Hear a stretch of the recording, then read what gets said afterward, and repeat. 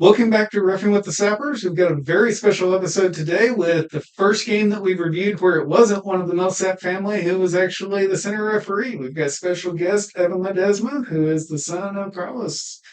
My name's Evan. I've been refereeing for about 7 years, so since I was 12, I've done it throughout each year. I've had a lot of fun, ref with a lot of people, done it in a lot of places, ref with this guy a lot. And so, yeah, I'm really happy to be here. Really excited to break it down. Well, I'm Carlos.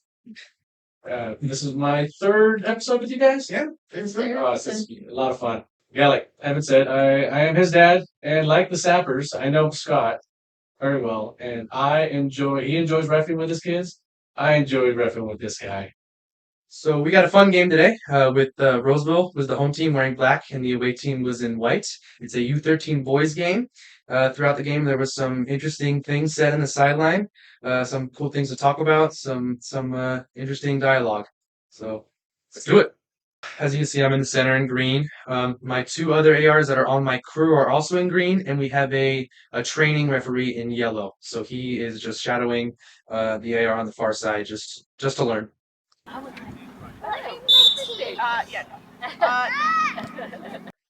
First decision of the day was a pretty routine handball. So the black player goes for a shot or something, and the white player unfortunately hits his hand. So from my angle, I can see his hand swing back, and everyone stops. And also see his hand. Everyone stops. All right. So this next foul, black coming out of their defending third. The player starts dribbling, and white player comes behind, give him the shove in the back. Now the black player stays on his feet here, and he even passes it to his next player. So in my mind at the time, I was thinking let it play a little bit because from my angle, I guess the foul did not seem as egregious as it does on camera. So this was a no call at the time, but looking back, I think this should be one that I should have called.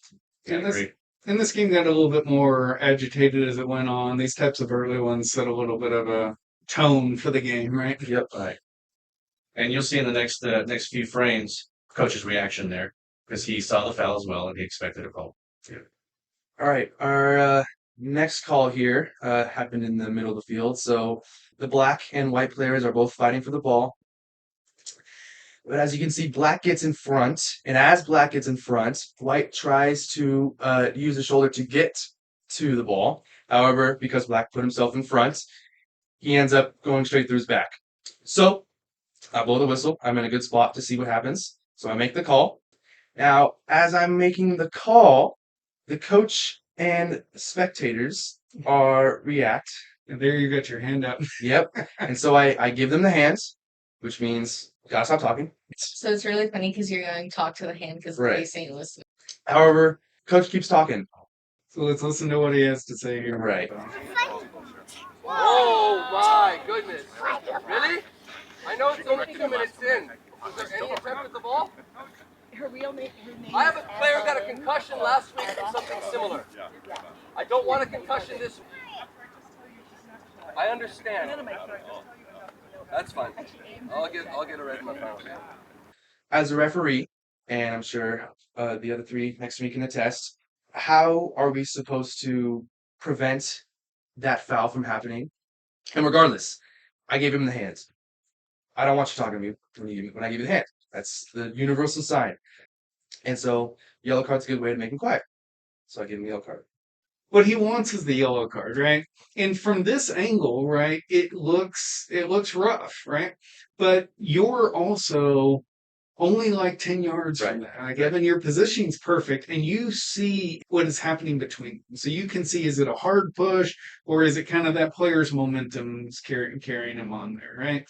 And so a lot of times fouls like this don't look nearly as bad when you're up there close and you see how the players are moving. Exactly. So there's one view from the sideline. I understand the coach wants to protect his players, and that's fine. Now, it shouldn't rise to the point of dissent, right? We don't want that. It just can't, be that public and personal about it, right? Right. And as you can see, when Evan was describing what he saw in that play, you do see black get in front of white during white's momentum. And then black's own momentum, yes, it was contact from white, which did foul black, but it wasn't as hard of a foul that for me would be a yellow, but definitely a conversation with that player. Yeah, that foul definitely put him on my radar. I had a card ready if he wanted to do something else, another foul. And with this, were you planning to talk to him there? Okay, that too, yes. I was planning on talking to the player. However, I got distracted and ended up talking to someone else. But I should have kept my order straight and I should have dealt with the coach and then got back and talked to the player as well. That way he's on the same page that I am, that he knows that he's going to get a yellow card if he does something else. And I'll say that's happened to me more times than I care to admit, where you're planning to deal with something, maybe by talking to the player, in this case, and giving that display both to him, all the other players on the field, that you're clamping down on that. But now, because you're having to deal with something on the sideline, now you get distracted and you never circle back to that, because there's so much going on. That's another situation where that dissent from the sideline kind of prevents you from dealing with the situation maybe the way that would be best for the game. Right. All right, our next decision happened in the middle of the field. Black has possession and is going to attack the goal. And as you can see, White's elbow is glued to Black's back and gives him a little push, as well as the other White player just stands right in front of Black. So easy foul. Make the call. All right, next decision is a no call, as Black is trying to get out of his defensive third. White comes in. As you can see, he steps in front of Black a little bit, and his teammate takes the ball away. And there is some question if his arm is extending, but it looks like it stays down. So what we see is White coming into challenge, White stepping in front of Black. White would have won the ball if his teammate wasn't there. And also, not to mention the size difference, see that a lot. Yeah. But I think that it's clean. I don't think that he uses any advantage with his arms to try and push the player away. I think that he's using his body to step in front of the ball in the player. So I think that's a good tackle. Okay, this next scenario demonstrates the importance of positioning. So as you can see, the ball is entering the goalkeeper's box towards the end line of the 18, and the keeper picks it up. He's right on the line, but you can see I'm looking at that line because I'm the only one that can see that, and I need to be there to see that. So yeah, he picks it up and he goes back to his box. Evan, you're kind of in perfect position. You even you can tell from your body language, you're leaning over to make sure you look right down that line. Gives you 100% credibility if anybody were to argue. It's just a really good job there. So our next foul, coming 5 minutes and 15 seconds after the previous, we see Black win the ball and go on the attack, and he gets stripped from behind. So yeah, pretty simple. You can see both players make contact. I'm keeping a tab on the player that made the first foul 3 minutes in. Wasn't either of them. However, it put number 10 on my radar. And 10 is the one that just committed. Correct. Yes, number 10 is the one that committed the foul. Now let's listen to some of the audio that happened after this one.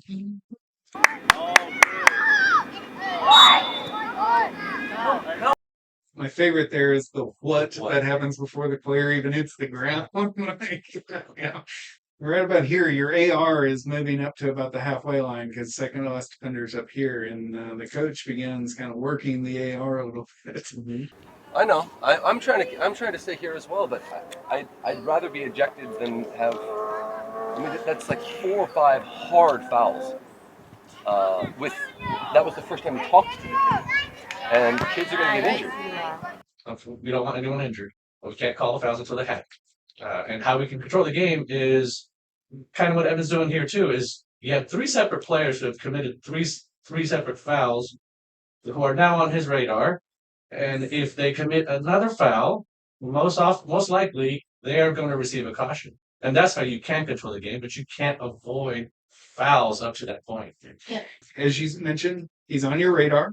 I think later on he actually does get a yellow, right? Mm-hmm. But they just aren't as hard as he's thinking. And, kudos to him for trying to protect his player, but let the referee crew manage the game. Right. Let them cook. Please. All right, so right after the previous foul, we have another foul as Black is at the top of the 18. You can see he wins the ball, and it's just a little trip. Nothing too harsh, but it's contact.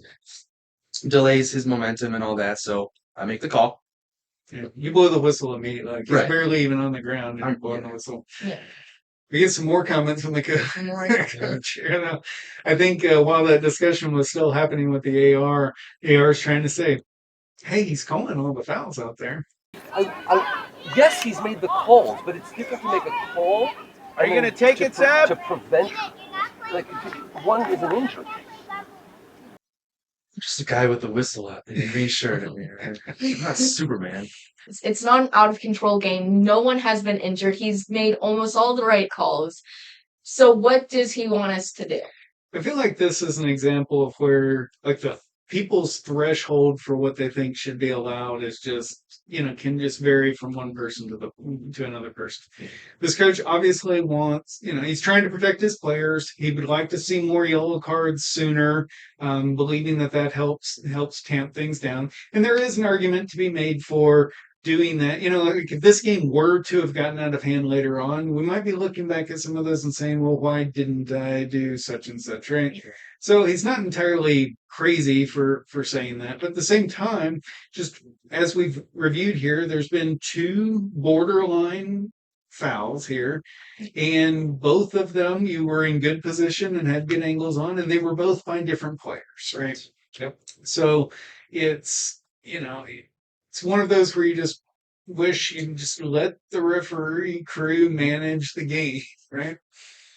So the free kick for the previous foul. As you can see, the black player will take a shot. Keeper deflects it. Black player shoots it. It hits off the keeper or he shanks it. I'm not exactly sure. It doesn't matter. It goes to a black player behind those white players. He's behind there. You can't see him. You could see him running in previously. He chests it and he scores. Now your AR over here signals for a goal, Yeah, right? But you're already running towards it. Right. So I see that offside, and I see that she signals goal. So I go over the top. And so what my AR says, or what I tell her, is that I say, did you see that offside? And she said no. And so I explained that at the first shot that was blocked by the keeper or shanked, it went to that black player who scored. Now that black player was in front of everybody, and he was in front of the ball as well. It was a quick one, and she said, "You know what? Maybe I saw that." She said, "Go with what you got," and I was 99% confident that it was offside. We talked for a little bit. I overturn it, and yeah, it was game changing. Those happen so fast; it's Right. easy to miss. It's a really good call there. Okay, this one, it's a punt from the keeper. Black is trying to receive and trap the ball. He's got 3 white players on his back. One comes in, jumps up, and goes through him. White player falls. Black player stumbles.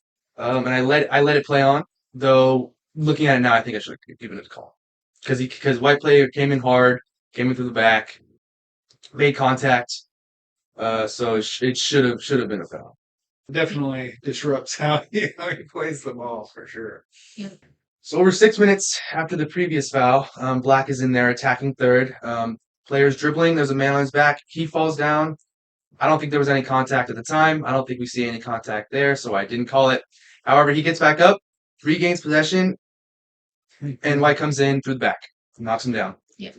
So I blow the whistle, and I think that was 2 right decisions there. 1 no call, and then calling it on the second foul. Yeah. Pretty straightforward. So our next decision comes in White's attacking third. After a throw, player tries to go for the ball, but Black places himself in front. There's contact, Black falls. But at the end of the day, it goes out for a goal kick. So in this situation, it's more advantageous for Black to have a goal kick because not only do they get to place the ball wherever they want on the 6-yard box, they're not stuck in their corner in one spot. For this next decision, Black is on the attack through their middle third. As you can see, he pokes the ball out. Maybe there's contact, maybe not. But number 2 is in a great spot. He gets the ball, and they have a good attack. It's a 2-on-2 right now. So I made my signal for advantage.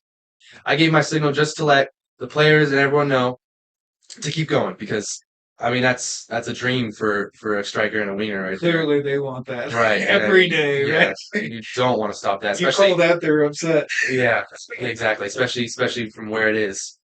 And they keep playing. That's a good goal.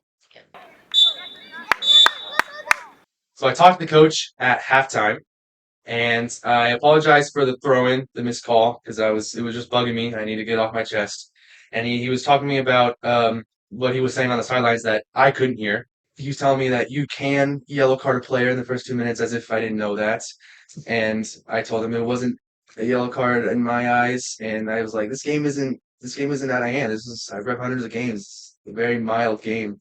It's something that you can do. You can always go up to coaches at halftime and You can definitely respectfully have a conversation. right. We talked, but he's not gonna be able to influence how I'm gonna ref the game. Some are productive, some are not. Facts.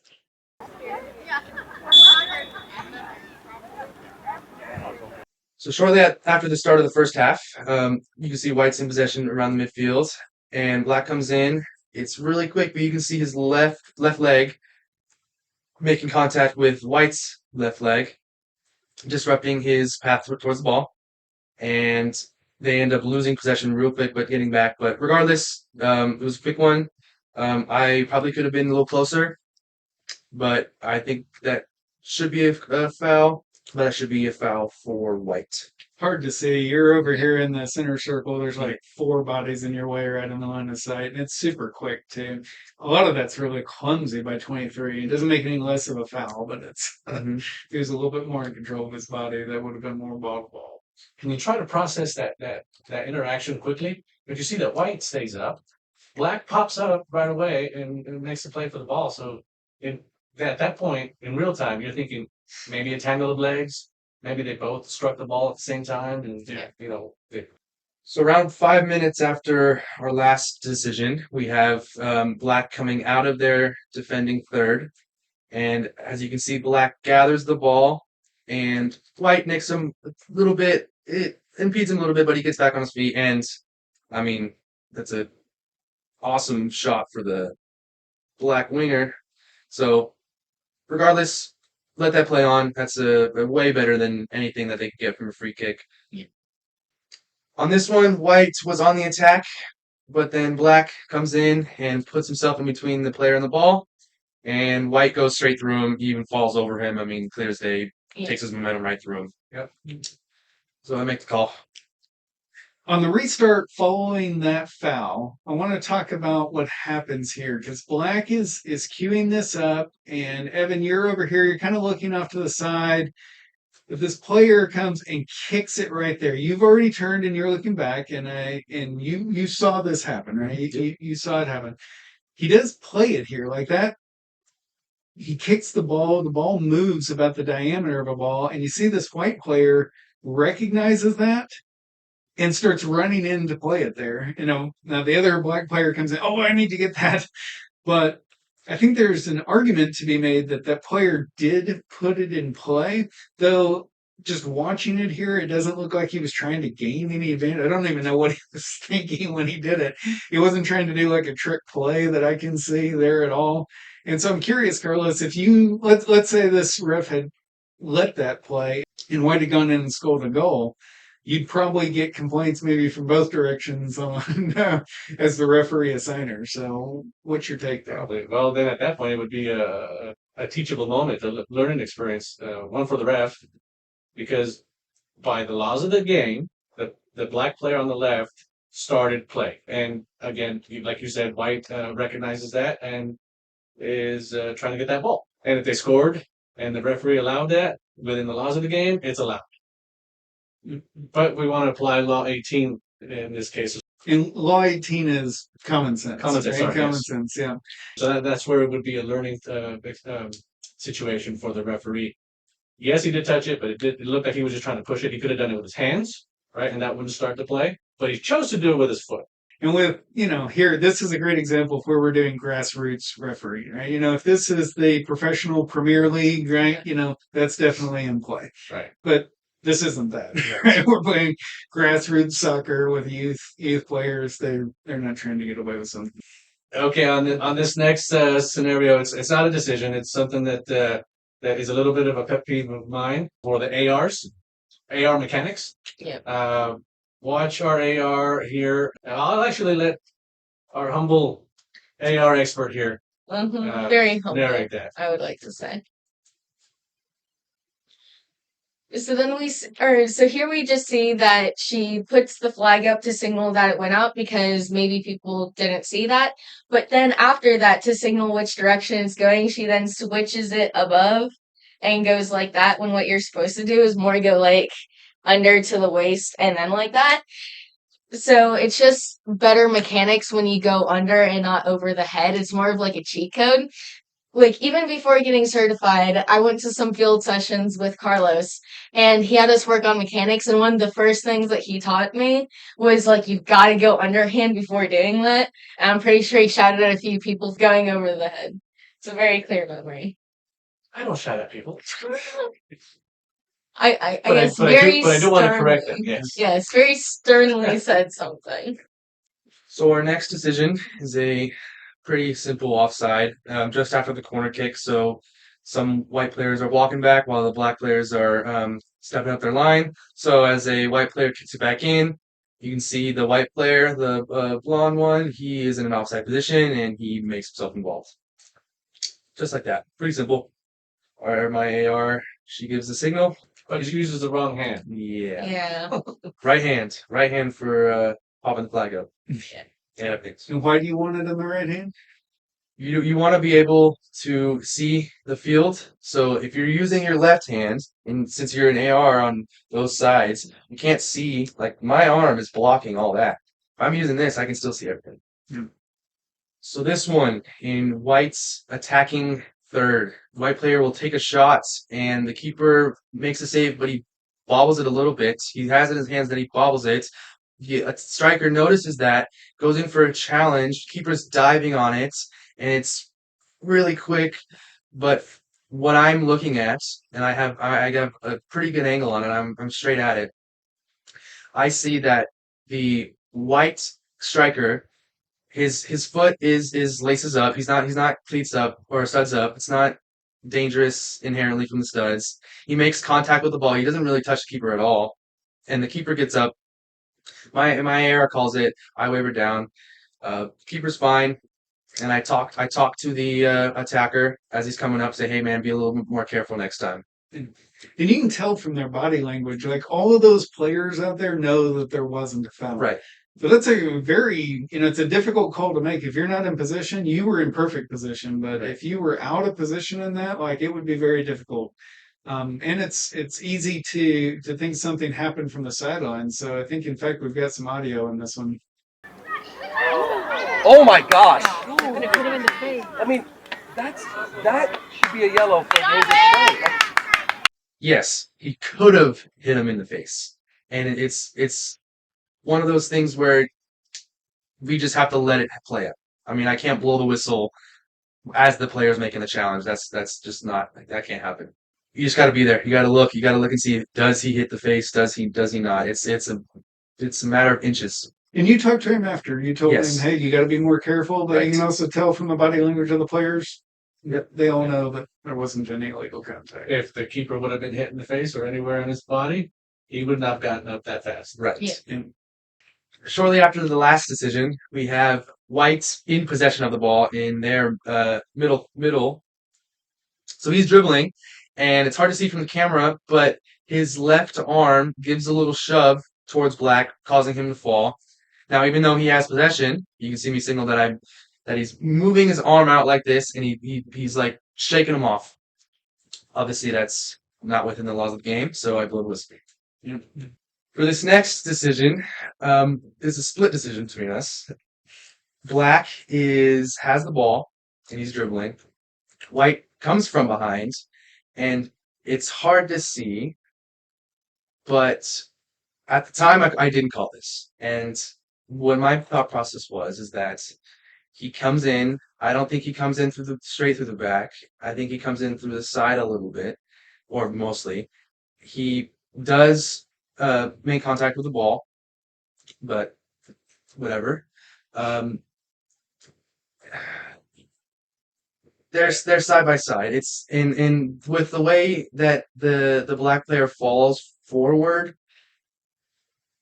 It's hard to say for me how or where the contact from white comes in. I don't know. Personally, I don't think this is a foul, but I'm a defender. I'm more defense oriented. I like to let that contact play a little bit, but I can see how that could be a foul as well, and I wouldn't be mad.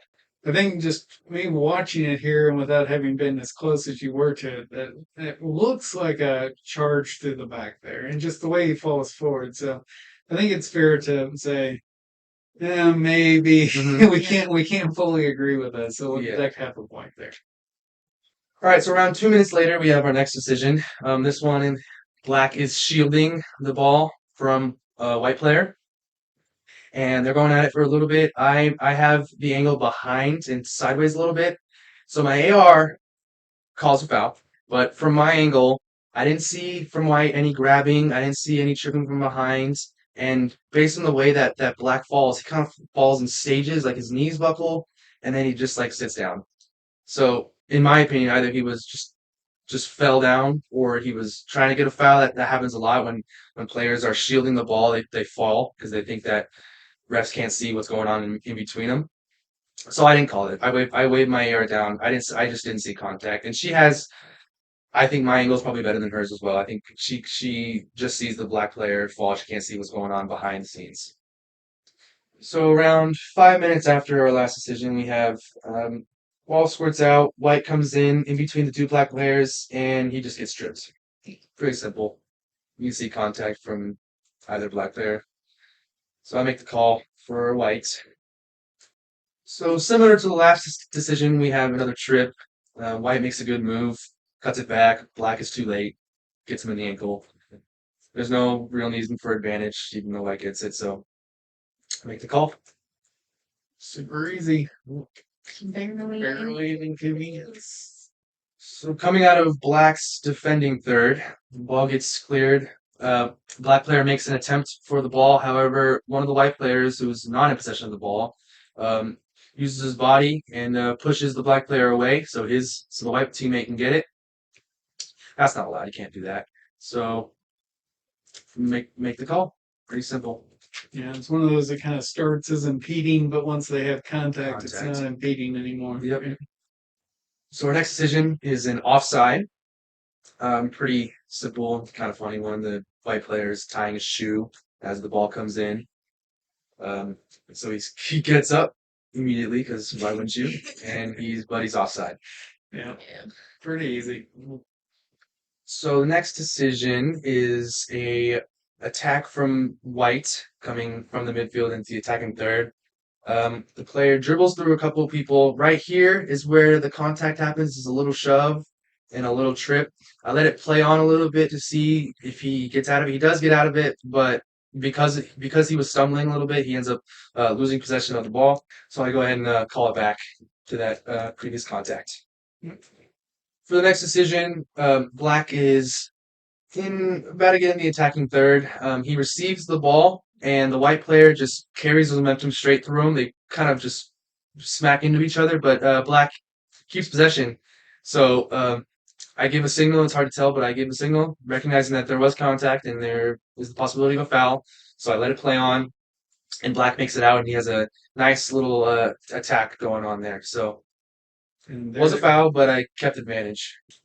So our next decision is a handball. White has possession, and he kicks it up and goes straight to the hand of the black player. Pretty simple handball. Yep. So for this restart, you can see, now keep in mind, Black is ahead 1-0, and we're going towards the end of the game. Black steps up to the ball, and you can see me moving him back. Now, there is not a lot of urgency from the white team, so it's not something that I felt the need to card. However, if white really wanted to go quick and black got in the way like that, like he did, then that would be a yellow card. Something definitely watch for later in the matches like this. Right. So immediately after the free kick, the ball bounces around the box, and it ends up popping out to a white player who heads it to a white player in an offside position.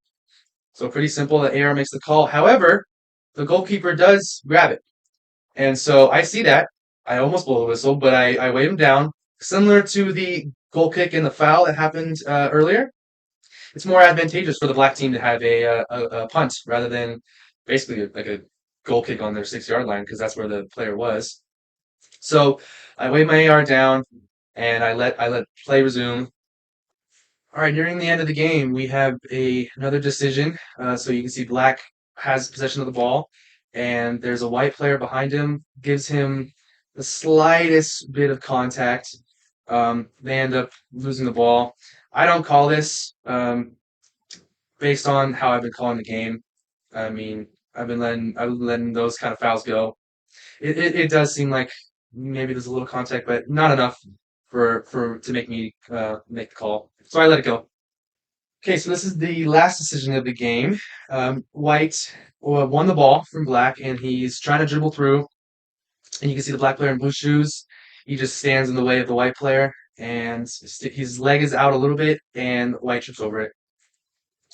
And again, we see the same player stand in the way. I shoot him away again. I didn't card him, though I probably should have, because that was his second time doing that same exact thing. And it was nearing the end of the game. He's wasting time. So that's the time that White needs to come back. Like I said, it's 1-0 at this time. And there's not a lot of time left at all. And then it'd be an important moment too, because they score on that and tie it up in the final minute. Right. They from straight from the shot too. The camera doesn't pick it up, but It's a nice goal. So with that, we end the game.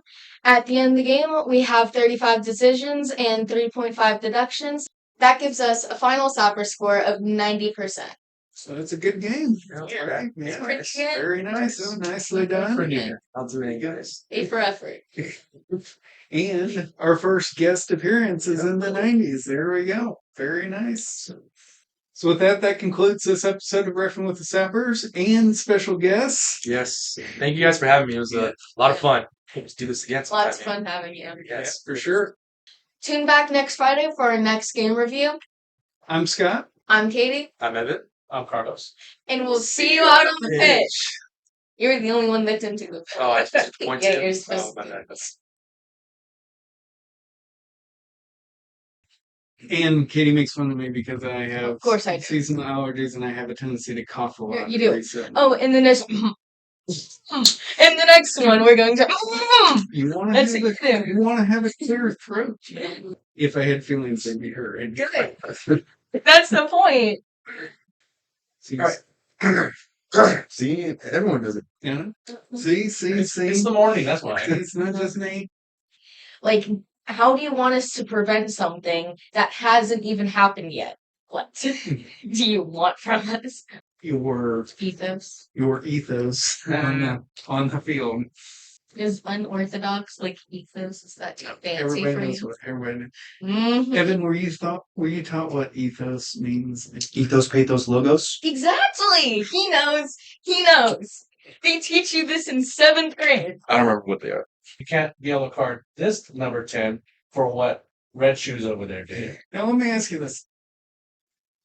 I've done that before. All right, that's enough. Okay. Yeah, you two sound like No, little Evan's got to go on the. No. I'm saying like that. That's a no. I'm saying that's an. All right, that's enough. I don't think it. I don't. It's just my straight up goal. What's she over there doing? Even saying anything? I think she. I think she told me she's like. I just said handball under my breath. Regardless. Okay, wait. Offside. Uno mas. Okay. Are you regretting your life choices yet coming over to record this? I would be. Just push them back. That's the worst advice you can give someone I literally. yellow carded a coach this weekend for telling his team that. I was like Throw it that. over there. Damn it. It's easy, isn't it? Isn't it? You don't even know you do it. I know. Yeah. Damn. Okay. This is the one. This one. You care about that score, huh? Mm-hmm. Score is very important. And I don't think we even get anything in the audio. I think that's just given up at this point.